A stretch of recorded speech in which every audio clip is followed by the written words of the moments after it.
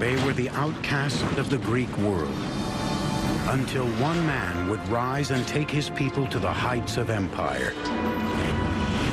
Alexander was one of history's great commanders. He was well aware that he lived in an age of innovation in Greek warfare. Alexander the Great employed the latest technology to conquer civilizations, transforming the lands from Egypt to India into a new Greek world. Greeks have conquered the known world, so they're exporting their way of life because they think it's the best way of life. It's the best way that any human can live. But there are no kingdoms without a king, and with Alexander's swift and stunning demise, his empire would crumble almost as quickly as it was built.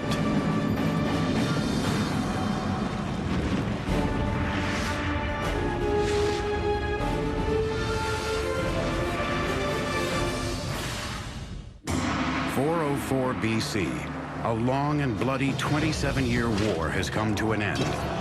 Athens, its once dominant navy destroyed, is starved into submission at the hands of its arch-rivals, the Spartans.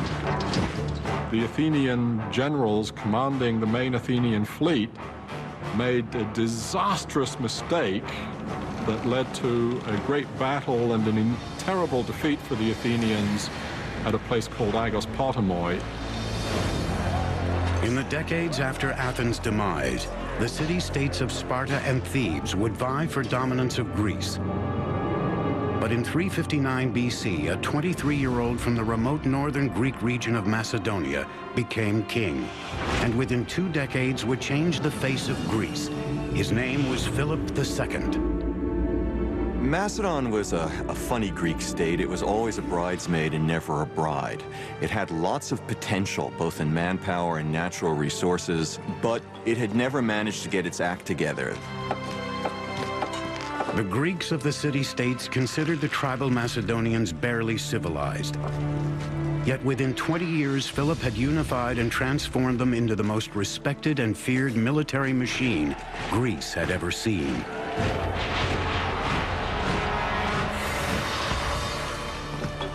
Philip built Macedonia on 2 fronts, diplomacy and strength.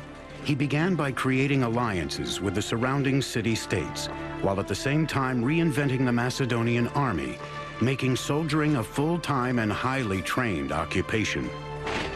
But the key to his new professional army was a corps of engineers that Philip organized to design and build new instruments and machines of war. An innovation that changed forever how wars would be fought and won.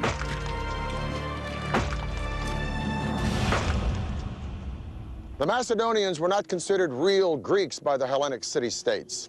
They came from a tribe called the Macedoni, and they'd been fighting barbarians for so long that they were considered barbarians themselves. However, Philip II was no barbarian. Or if he was the most brilliant barbarian the world had ever seen. Hello, I'm Peter Weller. The pillar of Philip's military strategy was his combination of cavalry with infantry. And the pillar of his infantry was a formation called the phalanx, a rectangle group of foot soldiers that traveled very lightly at a marching speed few other armies could equal. The phalanx had been a part of Greek warfare for hundreds of years. Now Philip would infuse it with a weapon never before seen on the battlefield. The innovation that Philip did was changing the shape of the phalanx and introducing this long weapon called the sarissa. So the phalanx became like a huge tank.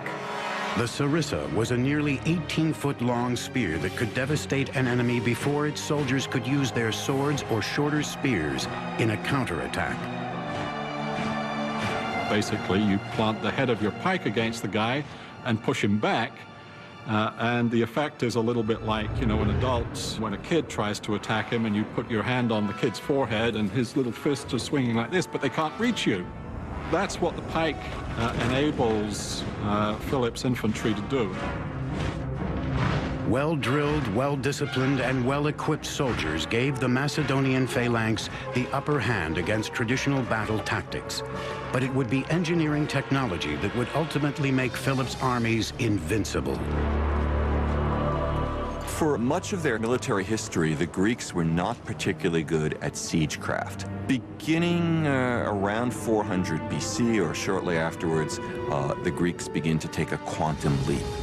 The bow and arrow had been an instrument of warfare for thousands of years, but the bow's power was limited to an individual and the strength of his arm. One of the ancient Greeks' first innovations in military engineering was in designing a bow that harnessed more power from the entire human body than from the arms alone. The earliest weapons of siegecraft that the Greeks developed are essentially crossbows, and they're called belly shooters, gastrophetes. You had a much bigger thing that had a kind of U-shaped element at the end that you pressed against your abdomen, and then you drew back the bow with both hands, pressing it with your torso at the same time, so you could create a much greater force of tension. The gastrophetes was a deadly improvement over the bow and arrow, but to truly overcome the armies of the world, Philip needed more power. In order to do even more damage, they need to come up with yet another generation of weapons. They need to invent what we might call the torsion catapult. The torsion catapult basically creates springs by twisting sinews, or in some cases horsehair, or in emergencies even human hair. You create thick ropes of them and then twist them together. Greek engineers designed a device that acted as a belly shooter mounted on a platform. They called it the oxybeles, or bolt shooter. Instead of using the body for power, the torsion created by the oxybeles came from twisting ropes to an explosive level of tension. There's an enormous stored force because the sinews want to spring back and release that tension, but they're held. And inserted into this spring is a bar, and you then pull that bar back, increasing the already great tension, and then when the bars are released, they spring back with enormous force and rapidity compared to the old bow flexion system. Distance no longer protected enemy soldiers from a sudden and bloody death. When fired, the oxybeles could pierce the shields and armor of an enemy nearly a quarter of a mile away, giving birth to a term that we still use today, catapult. The neat thing about the word catapult is that it means skin penetrator. You can see our word pelt, like an animal skin, in the Greek catapult, goes through the skin. With his weapons of war, Philip was unstoppable against the other Greek city-states. By 338 BC, Philip's victory over Athens and Thebes made him the undisputed master of Greece. But it was Philip's actions after the battle that would indicate how the Macedonians would rule the lands they conquered, despite their barbaric reputation. Philip and his son Alexander, who's only 18 years old, defeat a coalition of Thebans and Athenians at the Battle of Chaeronea in 338 BC. And then Philip does a remarkable thing. He lets all the Athenians go back home. Then he calls together a council at Corinth, invites all of the city-states. He's got to cloak his power in some sort of diplomacy. And he tells all the city-states, you can groove. It's all going to be the same as it was before. He could have scorched the earth, just like Genghis Khan a few centuries later, but he didn't. Why? We've got to remember that the Greeks thought of the Macedonians as no better than a bunch of thugs. And the Macedonians didn't care much for the Greeks either. But Philip had had his taste of the Hellenic ideal during his time at Thebes. And as a king, he invited Greek philosophers and teachers to come to Macedonia. His entire court spoke Athenian Greek. Philip didn't want to destroy Greece. He wanted to be Greece. He was like the nerd at the back of the class who wanted to join the frat party, become one of the cool guys, albeit a little bit tougher. In his moment of triumph, led by Macedon, he was preparing to carry out his life's ambition, which was to invade the Persian Empire. He would never get there. Philip would meet an untimely demise at the hands of the ultimate insider. Just before Philip began his Persian conquest, he held a public celebration. as he marched alone ahead of his entourage to prove he had no one to fear. A bodyguard suddenly rushed forward and plunged a dagger into his chest. The man who had put Greece on the map was dead at 46. Was he a lone assassin, or was there a bigger plot? We can never know for sure, because while the assassin was trying to escape, he was mowed down by Philip's guards. Philip's dream of dominating the Persian Empire would not die with him, but only gather strength with the emergence of his son, a 20-year-old named Alexander. It was Alexander who would use Philip's army, engineers, and technology to far exceed even Philip's wildest ambitions, transforming the world into a Greek one. Marriage was a key component in Philip's diplomatic strategy. Of his 7 wives, only one was a Macedonian. In just 20 years, Philip II had transformed the Macedonians into a mighty army and became the absolute master of Greece.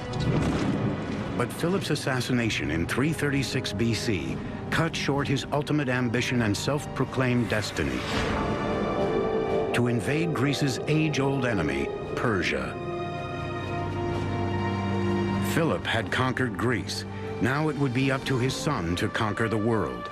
He was a man who became known throughout history as Alexander the Great. Alexander was one of history's great commanders. He was absolutely brilliant on the battlefield. True enough, he inherits a great military machine, but he has to get the credit for leading this machine at a very young age. Philip had laid the engineering groundwork for conquest. Now it was time for his son to finish the job. In 334 BC, Alexander led his Macedonian army of over 35,000 soldiers into battle against the Persian Empire.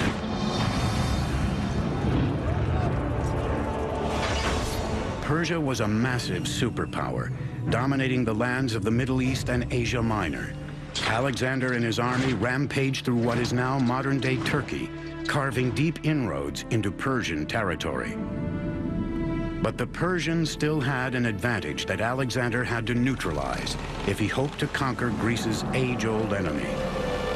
Alexander's got a problem. He doesn't have a fleet. So what he needs to do is to find a way to neutralize the Persian fleet. And his strategy is to fight the Persian Navy on land by laying siege to and taking each of the great Persian naval bases. Alexander continued to march south along the Mediterranean coast, laying siege to the cities and ports who resisted his advance.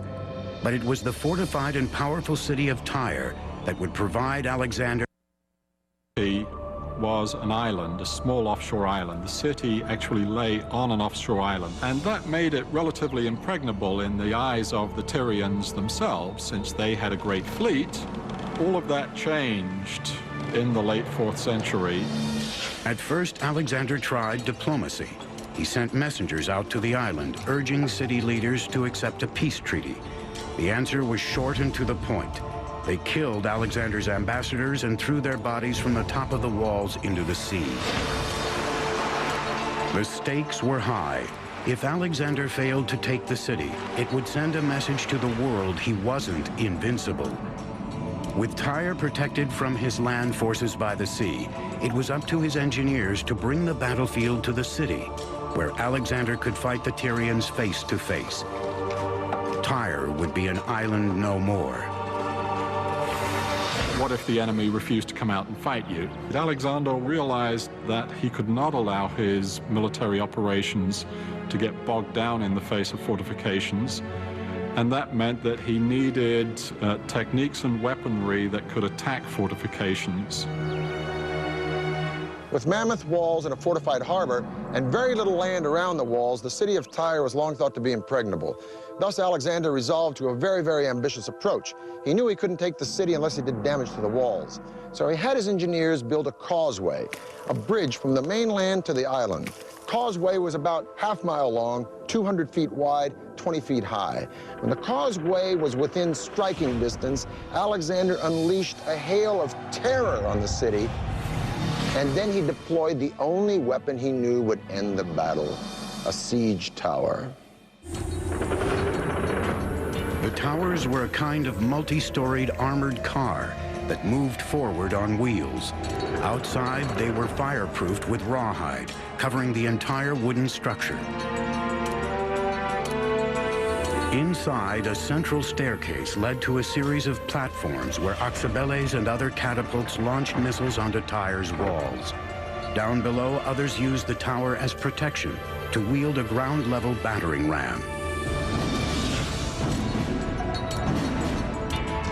They'd literally wheel them up to the wall. The men inside would be protected, and they would be shooting arrows at the defenders on the wall and trying to cross over onto the wall and to kill the defenders. Alexander's siege towers pummeled the walls of Tyre for days. Once the fortress had been breached, Alexander went for the jugular. He unleashed a firestorm of reprisal upon the city that had resisted him. The assault itself would really be a terrifying experience for everyone involved.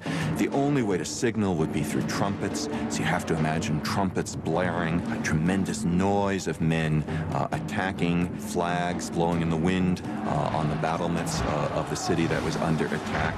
I think it would have been an extraordinary scene. Alexander resumed his trek southward through Palestine. His confidence soaring, he now set his sights on the greatest empire the world had ever seen, Egypt. With its soaring pyramids and unrivaled colossal tombs, Egypt was an ancient culture Alexander revered. But there was another more practical reason Alexander coveted Egypt. It was the breadbasket of the Mediterranean, whose wheat fields would be invaluable in feeding Alexander's expanding empire.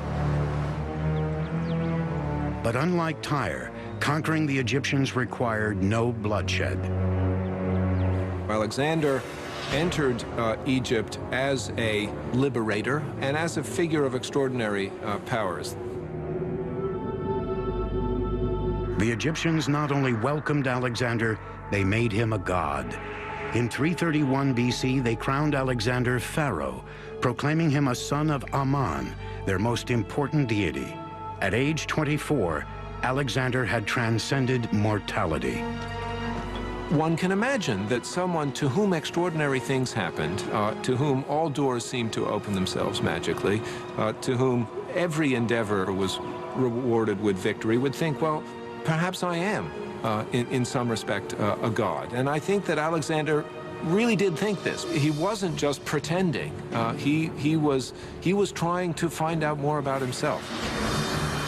By the late 4th century BC, Greek cities were springing up in the wake of Alexander's marauding army. These cities served as centers of control and administration, but more importantly, they became a means of spreading a unifying fabric of Greek language, culture, and learning. The result would be a template of city engineering that would extend to the farthest regions of Alexander's empire. Alexander ordered that his soldiers be clean-shaven so that enemies couldn't grab their beards in close combat.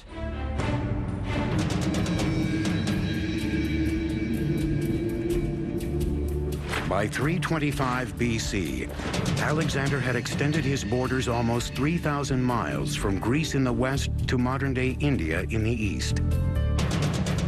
Alexander's army may have been a wrecking machine, but the legacy his empire left in its wake was a new Greek world. Alexander's strategy for ruling conquered nations included both accommodation and assimilation. He often left soldiers behind to marry local women and act as officials in his growing empire. Towns that were formerly Persian, Egyptian, or Indian were transformed into Greek cities. It was an invasion of ideals that formed a hybrid culture that became known as Hellenism. So definitely there are striking parallels with what's going on today, in our today era of globalization. Today we have a common language, which is English, is the language of trade. After Alexander the Great, you have people who have adopted the Greek customs and the Greek language. Hellenism was built on city life, and nowhere did this expansion of Greek domination show up more so than in city planning. Whether they were beginning a new city or reshaping an old one, as the empire grew, Alexander's engineers laid it out on a grid plan that the Greeks had used since the 5th century BC. The grid plan, which was used in these cities, was a symbol of order. Any government that could replace the traditional winding alleyways of a city with a rectilineal grid plan of streets at right angles was a government to be feared, a government to take notice of. Alexander's campaigns in Asia Minor would create a new world order. Today we call it Hellenism. If you lived in a city conquered by Alexander, you lived in a Greek city. This is an example of such a city. It's called Pergamum. 2,000 years ago, Pergamum would have had all the elements of a Greek city: agora, temples, gymnasium, theater. Pergamum would eventually rival Athens as a cultural center. As a matter of fact, the sculptural style pulled out of Pergamum would galvanize Michelangelo and change the face of the visual arts forever. Pergamum was built on a series of slopes. It was engineered like this. It was dramatic, it was theatrical, and it was meant to be. Today, the remains of Pergamum stand high above in modern-day Turkey, a spectacular monument to Greek urban engineering. The city seems to be clinging on this steep hill. It seems that the architects who built this city sort of took into account the topography in many ways, symbolically to start with, meaning that higher up were the palaces and temples. The city rises about 1,000 feet above sea level, which necessitated a series of complex and extensive terraces. In Hellenistic times, Athens was no longer the power center that it was before. There was a shift toward other cities of importance. In that vacuum, Pergamum rose to power. In some ways, it's an echo of the Acropolis of Athens, where the temples stand on a hill, a natural rock over the city. And no expense is spared in building splendid temples and splendid public buildings in Pergamum. And so Greek city planning begins earlier than Alexander, but it's taken to perfection in the Hellenistic period. And wherever you go, each of them has a recognizable institution. Each of them will have a Greek theater. Each of them will have Greek temples. Each of them will have a gymnasium. Each of them will have a agora, a marketplace come forum. The focal point of a Greek city could be found in its public marketplace, called the agora. Here, merchants would peddle their daily wares, and citizens would congregate to discuss the political issues of the day. Adjacent to the agora was the stoa, a simple structure that was the equivalent of an ancient indoor mall. The stoa consisted of a colonnade on one side with a back wall on the other, a shelter providing an open space that was still protected from the elements. The agora and the stoas were the economic, public, and political heart of the Hellenistic city, but its cultural soul lay in another engineering marvel, and was arguably the most important in Hellenistic cities: the theater. The theater is basically an Athenian invention. Drama is, above all, democratic. It develops in Athens concomitantly with the Athenian democracy. Theater was an essential and very important aspect of the Greek outlook to the world, how they thought of themselves and how they thought of the world. And I think to many people's opinion, is one of the great legacies that the ancient Greek civilization has bestowed upon us today. Theaters in ancient Greece were not only forums of social commentary, they inspired the Romans in their building of colosseums and set the standard of stadium design for the next 2,000 years. Separate your men by tribe, by clan, such that clan may bear aid to clan and tribe to tribe. Thus spake Nestor to Agamemnon in the Iliad. And those words might have been said here, because one of the great gifts of Greek culture to the world is theater and music. This is a Greek theater at Pergamum.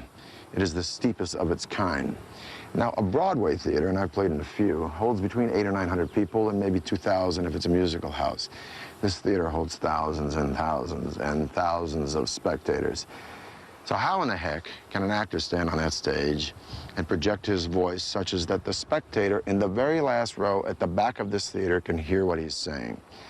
Well, the answer is sort of an engineering feat. The theater, first of all, is dug out of the side of a mountain, and it doesn't need a very big substructure because the side of the mountain provides the support for these stone benches. Second of all, the theater is in a semicircle, and the semicircle gives way to an amazing sense of acoustics. You can stand on that stage and you can almost whisper, and someone in the very back row would hear you as if you were speaking right into his ear because the sound would bounce off the back wall. Third thing is that the actors wore masks. And these masks not only function as character, but they also function as sort of a megaphone through the lips. So these three elements combined, this theater would be a fantastic place to come and hear the Agamemnon performed by Aeschylus. I think undoubtedly the best preserved ancient Greek theater, the theater at Epidauros in the Argolid Peninsula in the Peloponnesus. Greek theaters were divided into three basic parts: the theatron, or viewing area, in which the audience sat; the orchestra, or dancing area in which most of the action took place; and the skene, a timber building set behind the orchestra. The skene and its flat roof were used for dressing rooms, as a backdrop, and sometimes for staging scenes. The theater at Epidauros has 55 rows of seats and is divided into 3 horizontal seating sections. Stairs divide the sections of seats into separate wedges. In all, this giant theater has an estimated seating capacity of 12 to 14,000 people. But it's the acoustical engineering that makes the theater at Epidauros clearly spectacular. If you're sitting up in the top row, you're a long way away from the stage. And the person who's down in the orchestra or on the stage looks quite tiny. And yet, you can have a conversation with that person with only a slight elevation of your voice.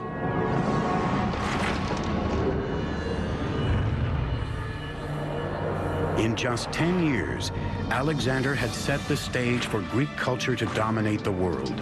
But empires and their leaders eventually fall. Alexander was no exception. His untimely end would give rise to kings and kingdoms whose engineering feats would be considered ancient wonders of the world. In 326 BC, Alexander founded the city of Bucephala in honor of his slain horse. By 323 BC, Alexander had forged an empire that spread from Greece in the west down through Egypt and to India in the east. His conquests hinged on his army's use of advanced technology, but they also depended on Alexander's legendary ability to command the loyalty of thousands of men. But after 13 years and thousands of miles of constant warfare, that loyalty was stretched to the breaking point. His troops, their loyalty finally was used up. They rebelled against him. They refused to go further, and he had to turn around. While returning from India, Alexander was preparing to consolidate his empire when he was struck by a mysterious illness. No one knows exactly what it was that killed him, whether it was an infection, whether it was the result of a very hard life as a soldier in which he was wounded in battle, these extraordinary travels in which he, according to legend, subjected himself to the same hardships as his soldiers. One of the stories is that he essentially drank himself to death. There was always intrigue at the Macedonian court. Alexander's father had been assassinated. Is it possible that he was poisoned in some way? Those are questions we can't answer.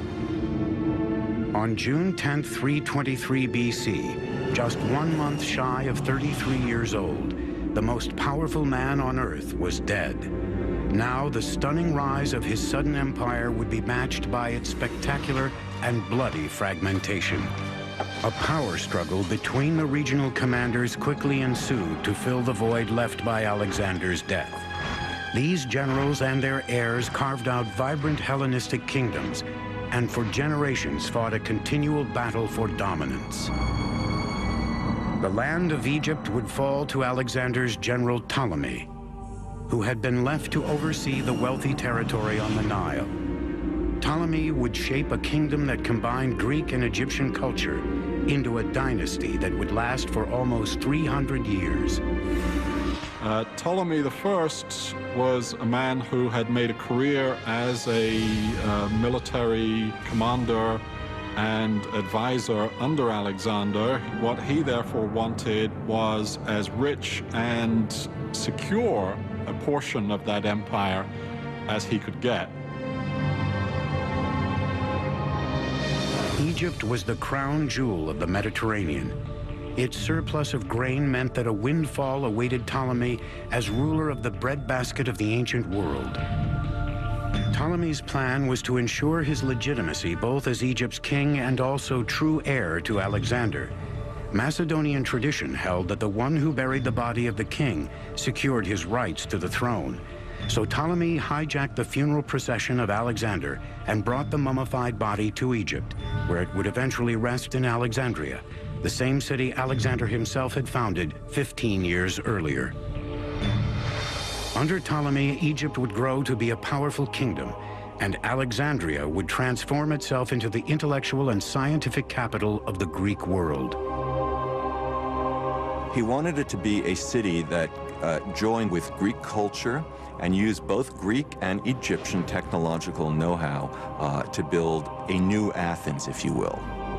Alexandria lies on Egypt's coastline, and an easily accessible harbor would be vital for sustaining trade with other cities around the Mediterranean. To that end, Ptolemy ordered one of the most ambitious engineering projects ever seen, the world's first known lighthouse. During the night, it's shown to a great distance, and ships can actually see it from many, many miles away. And during the day, there was smoke coming out of it, so it was still very visible. It must have been a formidable thing to behold. At the time, only the Great Pyramid at Giza was taller than the lighthouse. Legend says it stood 300 feet tall, comparable in size to the Statue of Liberty. Some estimates claim the lighthouse may have stood as tall as 450 feet. How the lighthouse was built remains a mystery, but 25 miles from Alexandria, a funeral monument stands that researchers believe is a scaled-down replica of the actual lighthouse. Based on that model, it appears the lighthouse was constructed with 3 separate and distinct levels. The lower level was square, the one above was octagonal, and the final one was cylindrical. And on top, there was the beacon. From the top of the lighthouse, a strong and steady beam of light emanated out into the sea. Scholars believe wood was most likely the lighthouse's fuel, and that the lower section housed a spiral ramp large enough for pack animals to climb, pulling carts laden with firewood. The ramps may have led to a series of storage rooms where the firewood was kept. From the second level upwards, a shaft with a dumbwaiter was probably used to lift fuel up to the top. There are stories about mirrors and devices that could amplify the light of this fire so that it could be seen from miles and miles away. But there's no real evidence of such a thing. And there are quite a few scholars who believe that it was just a normal beacon, it was just a big fire and nothing more. The lighthouse stood for almost 1,600 years, battered by storms, tidal waves, and even earthquakes. Then around 1300 AD, massive quakes brought that ancient wonder of the world crashing down for good. For nearly 700 years, the lighthouse lay buried underneath the waters of the Mediterranean. Then, in 1994, a team of divers and archaeologists uncovered massive stones in Alexandria's harbor, revealing what may be the foundations of a guiding light in engineering history. Jean-Yves Empereur, a well-known French archaeologist, started a very, very important series of underwater research. He is finding architectural members of the pharaohs. So there might come a day when it may even be restored. Beneath the waves, archaeologists documented pieces of stone that weighed more than 70 tons, including one piece that was believed to be the lintel of the lighthouse's massive doorway. But the lighthouse would not be Ptolemy's only engineering marvel in Alexandria. As the lighthouse rose above the skyline, he launched another building project, one that brought the greatest minds in the world to his cosmopolitan city. It was called the Great Library of Alexandria, a place that claimed to have over 200,000 scrolls dedicated to knowledge and learning. It was here that one engineer would harness the power of steam 1,700 years before the world ever imagined a locomotive. It was in Alexandria during the reign of Ptolemy II that the Hebrew Bible was first translated into Greek. After the death of Alexander and breakup of his empire, one of his generals who had formerly lived his life conquering civilizations now wanted to create one. Ptolemy's infusion of Greek culture into Egypt's wealth and prestige would lay the foundations for a new kind of city, one that would become the greatest and most cosmopolitan in the ancient world, Alexandria. It's the city of the world. And as such, the kings, the Ptolemean kings of the new kingdom of Egypt, created something that's completely new in the known world. It would be the towering fires of Alexandria's lighthouse that guided ships into the harbor. But it was another vision of Ptolemy's that became a beacon for the greatest minds in the world, Alexandria's museum and library. But that does not mean it was for exhibiting something. A museum at that time meant something like a research center. It's a think tank, perhaps the world's first great think tank. And Ptolemy buys great scholars and writers from around the Greek world. And the library is the greatest repository of books in the Greek world. It had a mythical amount of scrolls, some say 200,000, some say 700,000. It was at the museum and library where, for the first time in human history, knowledge becomes a commodity to be stored and shared. In fact, some scientific discoveries made in Alexandria over 200 years before Christ wouldn't be accepted until 1,800 years later. Pupils were taught the Earth was round, and one of the great astronomers, Eratosthenes, calculated the circumference of the Earth and was off by less than 1%. So it's perhaps a very interesting story that the Ptolemean kings, whenever a ship will come into Alexandria, the first thing that the captain had to do is had to declare if he had any papyri, any works of philosophers or science on board. They were taken to the library to be copied, but usually they gave the captain back a copy and not the original. Although Ptolemy was a Macedonian Greek, the key to the success of his dynasty in Egypt would be in its willingness to assimilate Egyptian culture. Ptolemy's own family went to great lengths to adopt Egyptian practices as their own.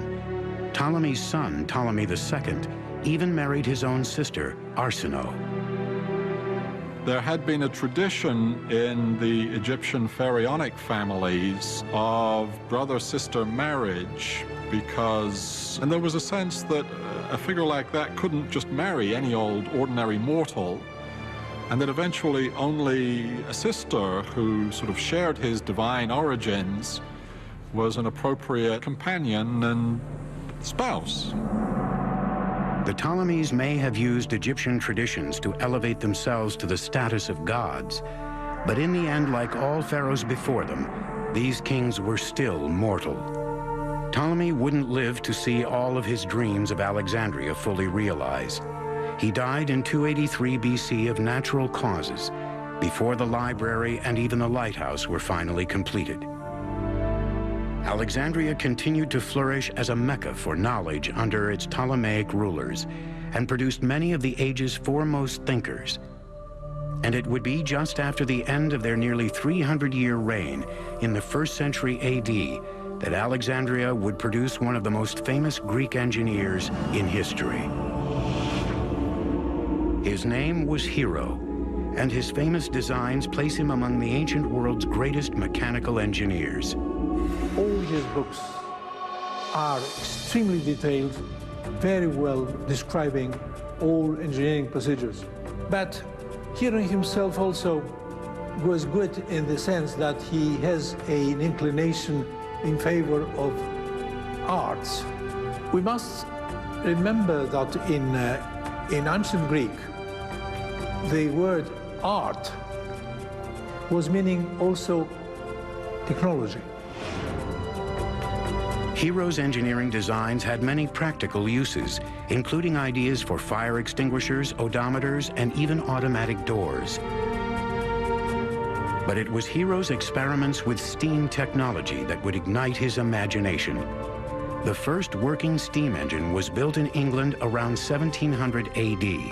Over 1,600 years earlier, Hero built the forerunner of the steam engine, called an aeolipile. It was a metal sphere put up in such a way so that it could rotate freely and had 2 tubes applied. When filled with water and heated from below, steam developed and started to turn to put the sphere into motion, thereby turning air into something very useful, something that you could control. We maintain that under other historical circumstances, this industrial revolution could possibly have taken place in Alexandria after a couple of centuries. The essence was there. The interesting thing about the steam engine of Hero is that the guy discovered steam power, okay? So the question beckons, how comes they didn't use steam power? How comes they didn't make steam engines like the English did a few centuries later? And the answer to that is that in Egypt, forced labor or slave labor was so cheap. You didn't need machines to do the job. So that's like an interesting idea. You can have a technology and you don't know what to do with it because there's not a real economical need for it. Hero's inventions still intrigue engineers to this day, but there might have been many more innovations from Alexandria we may never know. Scholars don't agree on when it happened, but much of the ancient world's scientific knowledge vanished into smoke and ashes when the ancient library burned to the ground. Still, Alexandria and Greek engineering were flames of innovation that lit the ancient world like a star that guides a ship across the sea. The miraculous age of Alexander may have seen empires rise and fall, but what's left in its wake is a legacy still felt in our own world today. To outsmart the raw forces of nature and to turn them into something beneficial. That's the common denominator for all Greek engineering. Alexandria was no doubt the pinnacle of Greek mathematics and engineering, with its fantastic library that sadly went up in flames and the tomb of a man who not only conquered the world, but showered it with Hellenism, the passing of ideas and ideals, the culture and values of Greece. But even as Alexander's empire crumbled, Greece was not to be extinguished. No, it was absorbed by what many believe was